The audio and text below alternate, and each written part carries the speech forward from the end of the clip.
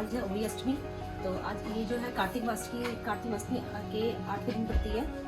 तो ये हम लोग क्या करते हैं, कई लोग इसमें व्रत रखते हैं तो कई लोग व्रत नहीं रखते। हमारे लिए जो है सिर्फ पूजा करते हैं, व्रत नहीं रखते। हमारे में कथा करते हैं, गन्ने के साथ कैलेंडर को लगाकर इसकी पूजा की जाती है। इसमें शाम के टाइम 4 से 6 बजे की इसकी पूजा होती है। हम लोग इसमें पूरे हलवे का प्रसाद लगाते हैं और अपने बच्चों को बिठाकर माता रानी की पूजा करते हैं। तो आज मैं आपको सुनाने जा रही हूँ। साहूकार के 7 लड़के थे। एक दिन उसकी धर्मपत्नी दीपावली पर घर की साफ सफाई व लिपाई पुताई के लिए गांव से बाहर खादान में से मिट्टी लेने गई।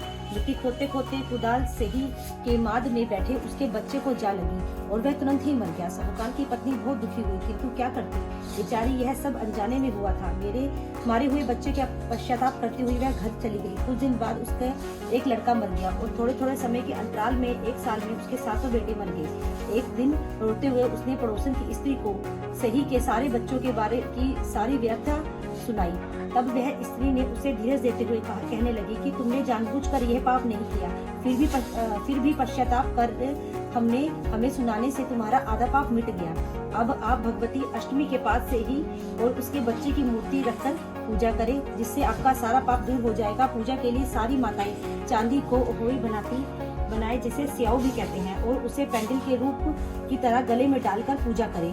उस स्त्री ने ऐसा ही किया और अग्रमी कार्तिक कृष्ण अष्टमी से लगातार इसी भांति व्रत करती रही। देवी प्रसन्न हुई और फिर से साहूकार की धर्मपत्नी को उसके 7 बच्चे प्राप्त हुए। उसी समय से इस व्रत की परंपरा चलती आ रही है। जैसे होली अष्टमी ने इस स्त्री की सुनी, वैसे ही हमारी भी सुना। हमारे बच्चों को लंबी आयु और उज्जवल भविष्य का आशीर्वाद देना। तो इसी शुभकामना के साथ हम इस व्रत को करेंगे। होली अष्टमी की शुभकामनाएं।